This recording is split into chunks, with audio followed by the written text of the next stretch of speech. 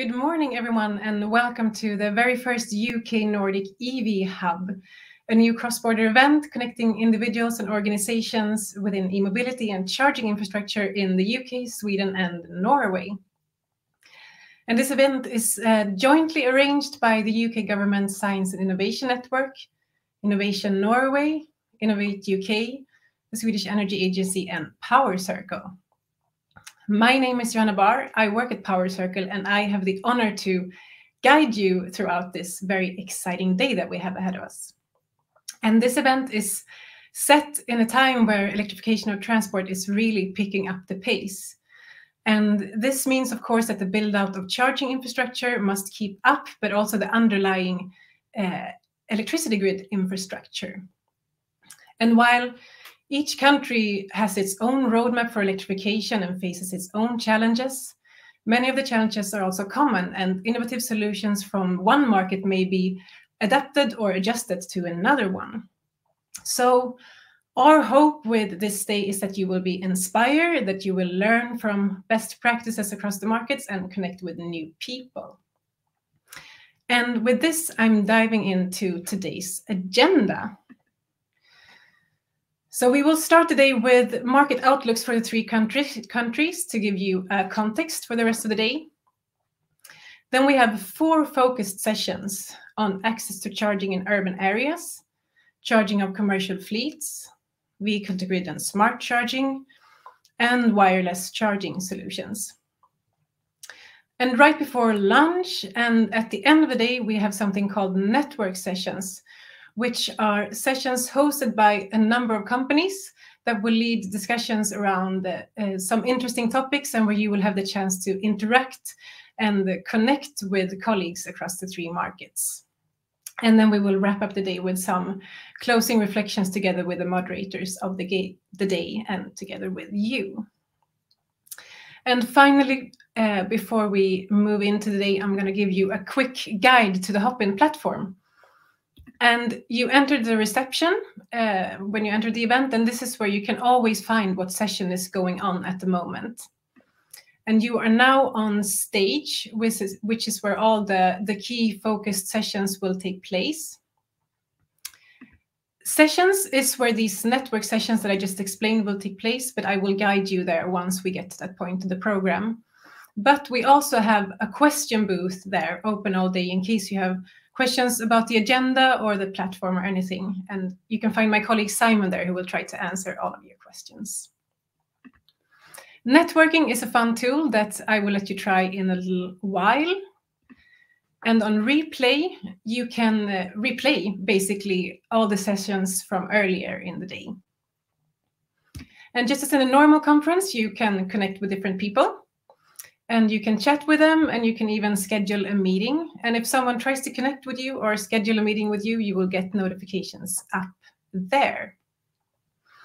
And of course, we encourage you to ask questions to the speakers throughout the day, and you do that in the chat to the right in the window. And with that, we're actually going to move into the first point of the agenda, the market outlooks, where 3 keynote speakers will outline the key developments and key challenges for each country.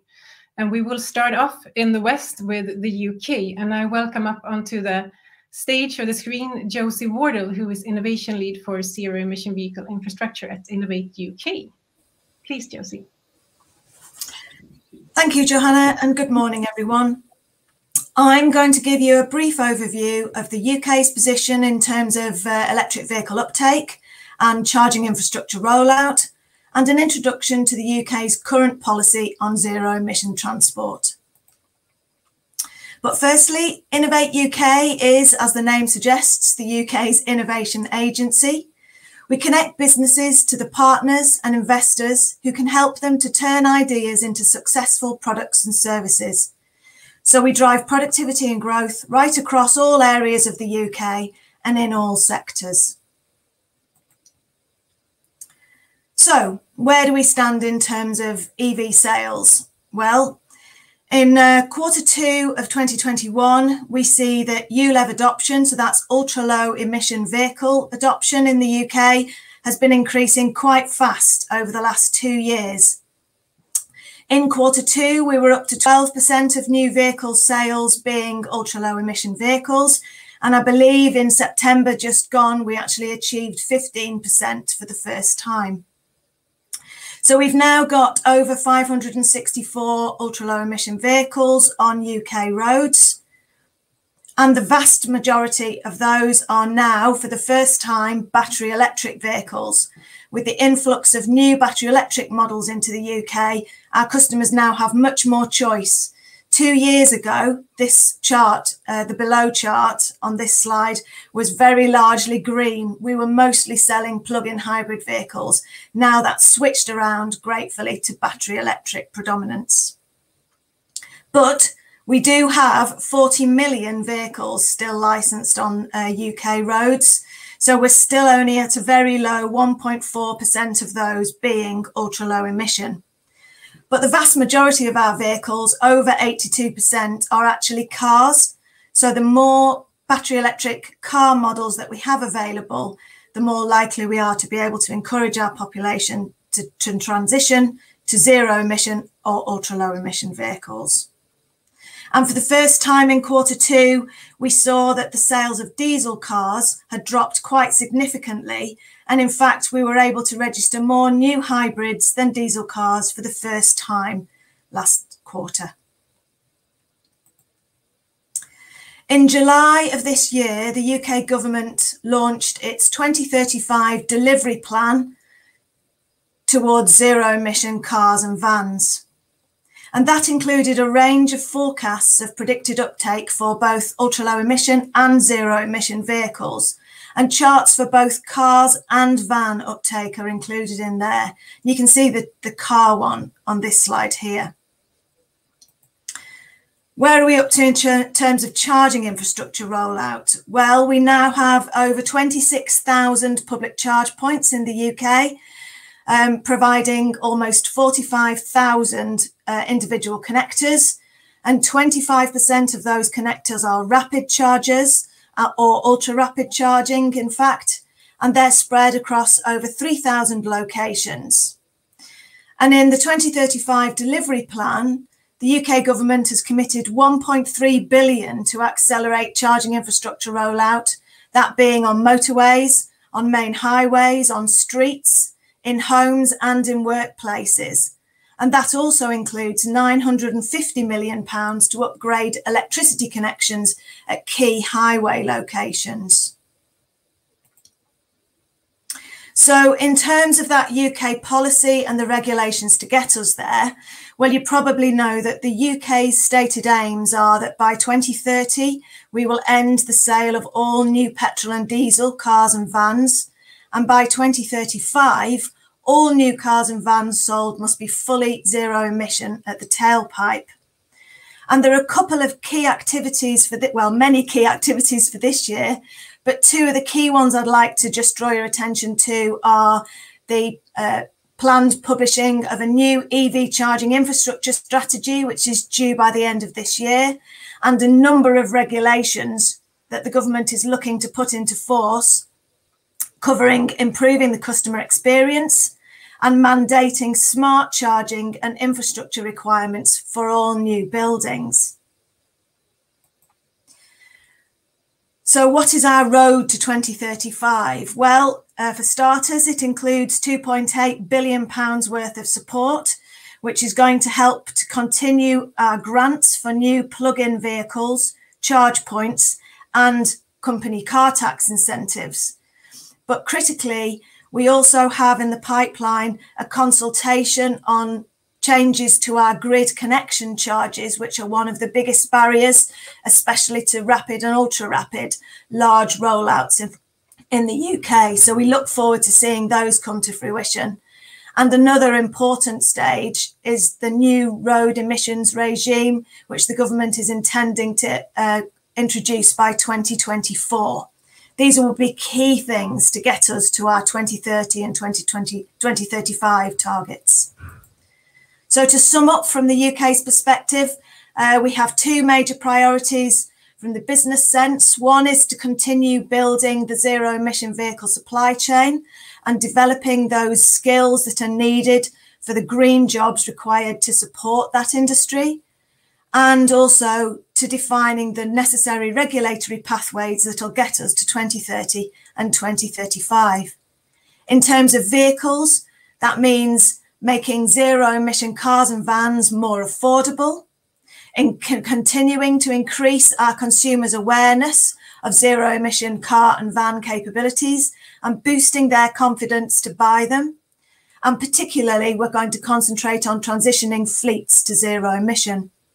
And from the infrastructure side of things, our focus continues to be on accelerating public charging infrastructure rollout and, of course, to improve the consumer experience. So our users' experience of charging infrastructure right across the UK, which importantly includes a suite of accessibility standards that are looking to be introduced shortly that will ensure that it's as easy and safe and usable for everybody to access public charging infrastructure right across the UK as possible. And that's it from the UK side of things. Thank you, Johanna. Thanks a lot, Josey. That was really interesting. And I have a question for you. I have loads of questions, but I picked one of them. And I'm a bit curious about these changes when it comes to grid connection. Can you say anything about what you expect there? No, not yet. The UK is that the costs of grid connections are prohibitive for a lot of people wishing to introduce infrastructure either for public use or indeed for their own employees and workplace use. So it is one of the key focus areas that the government is keen to look at. Okay, I think we lost you for a few seconds there, but to do something about the cost, if I understand correctly. Absolutely correct, yes, to try and look at making the costs more equitable and spreading them across our user base to make it more accessible to put infrastructure in particular locations. Thanks a lot, Josey. And we have a tight agenda, so unfortunately only time for one question. And we will move one step towards, or two steps towards the east to the outlook for Sweden. And I will introduce Sofia Linder, who is Chief Economist at BEVS Sweden, the Swedish Car Industry Association. So welcome, Sofia. Thank you, Johanna, and good morning, everyone. In Sweden so far this year, the registration of passenger cars have increased by 15% compared to last year and decreased by 6% compared to 2019. And Sweden currently has the highest share of chargeable cars of new registration in the EU. But of course, in Europe in total, we have Norway and Iceland that tops the list. And so far, the share of chargeable cars in Sweden is 42%, or 70,000 new cars. And the average in EU the first half of the year was 15%. The EVs in Sweden have a really strong year and increased by 129% year to date.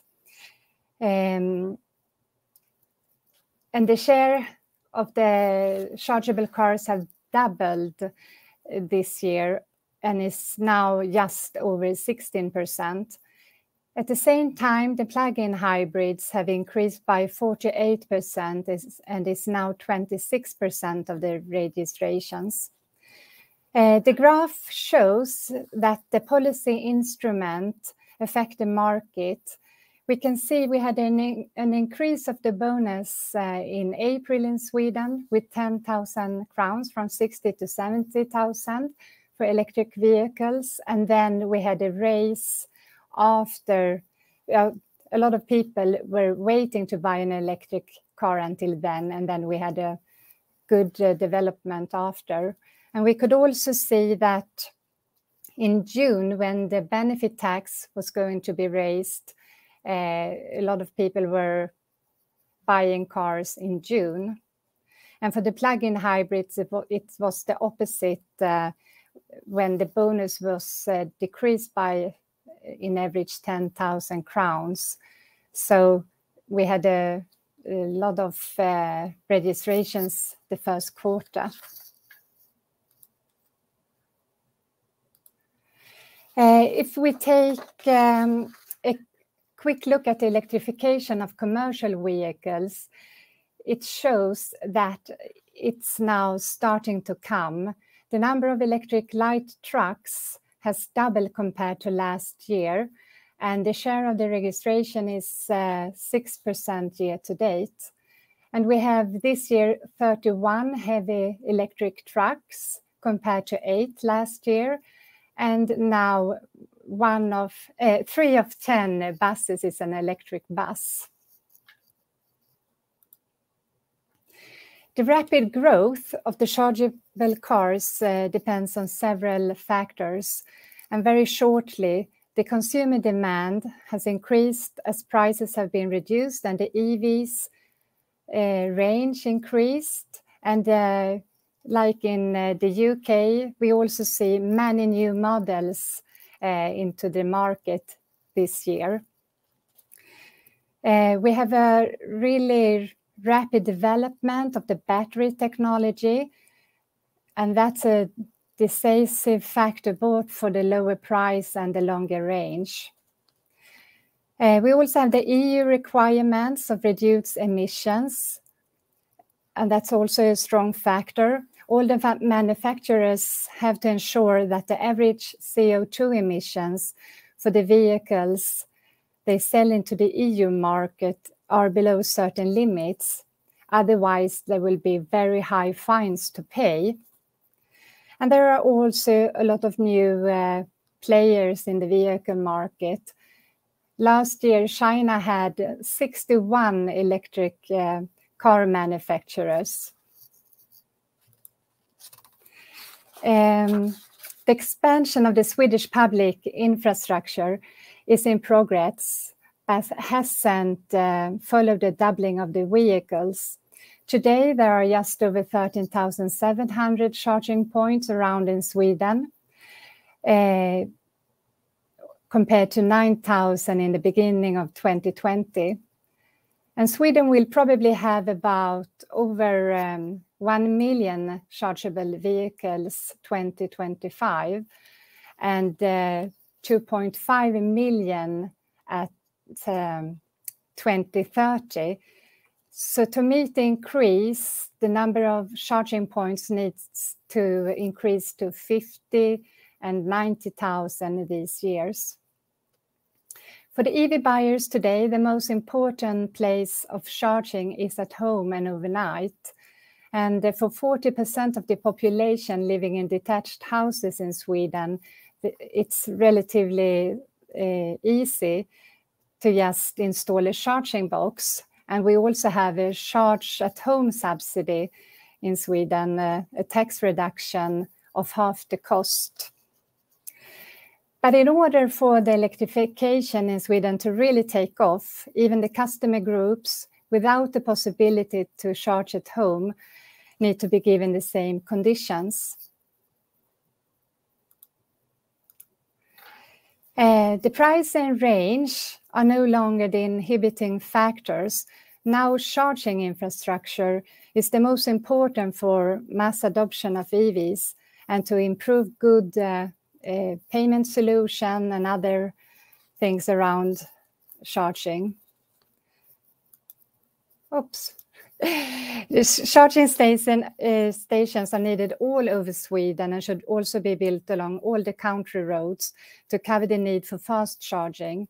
It's also very important to build out infrastructure for the heavy vehicles.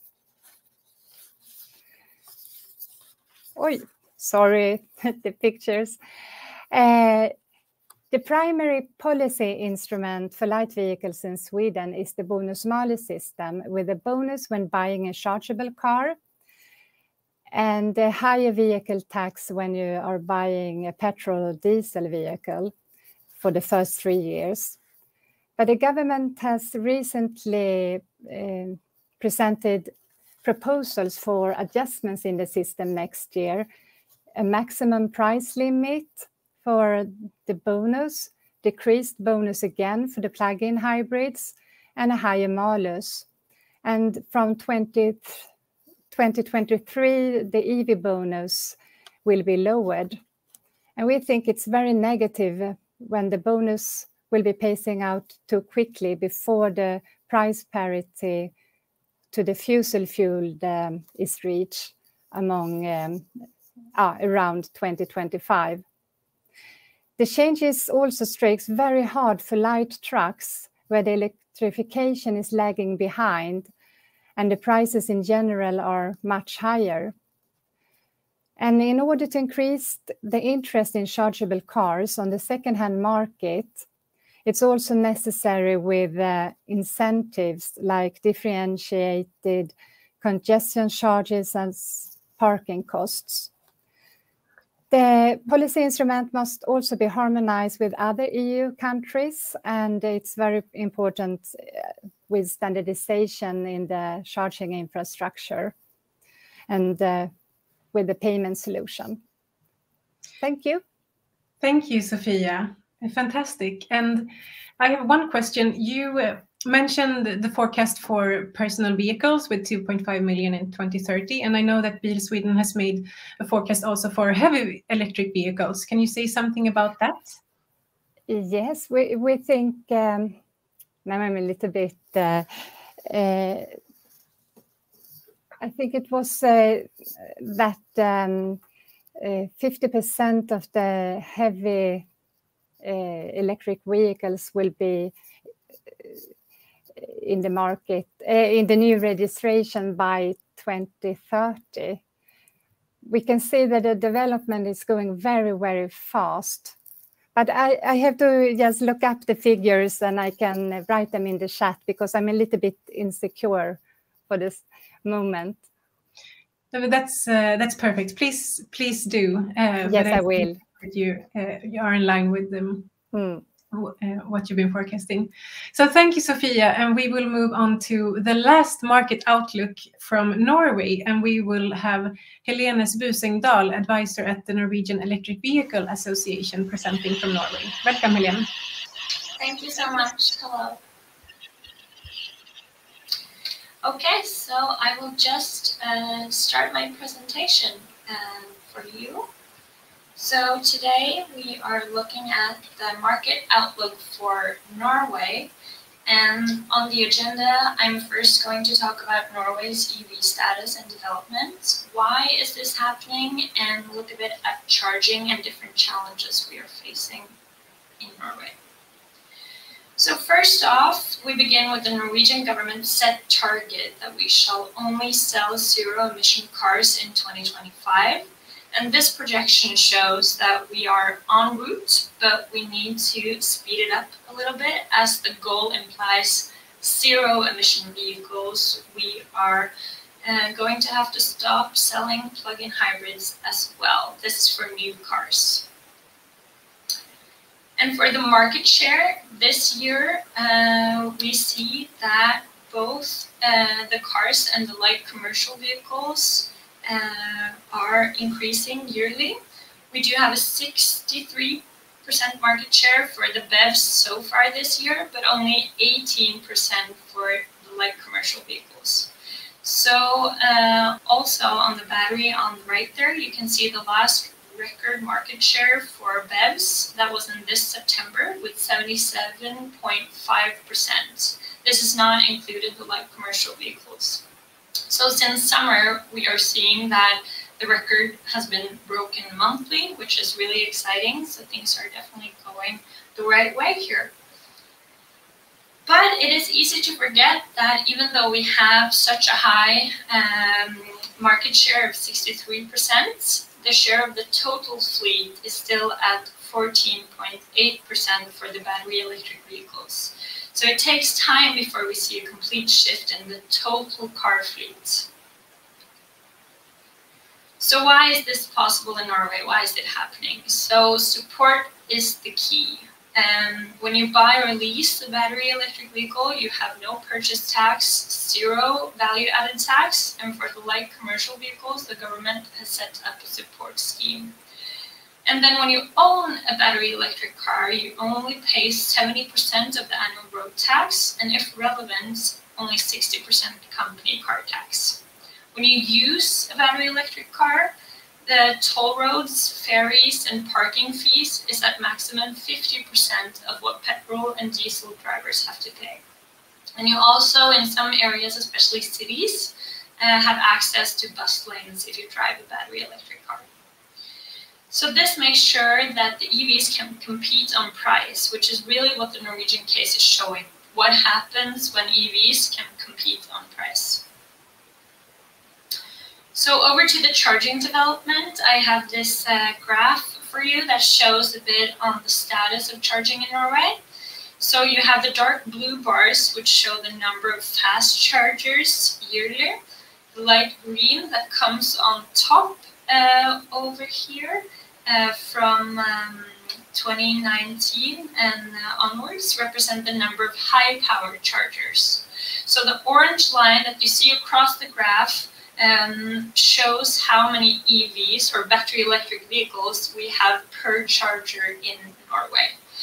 So we are relatively satisfied with 120 EVs per fast charger, but it could always be better, because today we have, like I showed you earlier, 420,000 battery electric vehicles in Norway, and that is today, but we need to keep building fast charging infrastructure fast enough to keep up with the expansion of the fleet of the battery electric vehicles.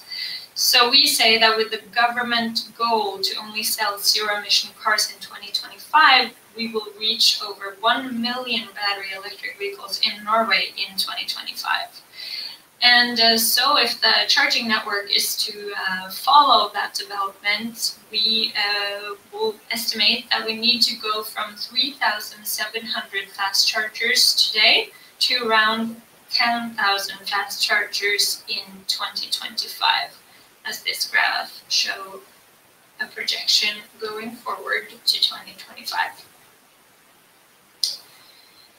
Some challenges do exist here in Norway, especially considering charging. When we ask the EV drivers here in Norway, we see that 42% of Norwegian battery electric vehicle drivers still experience that the fast chargers don't work occasionally or more often when they're supposed to charge their car at a fast charging station.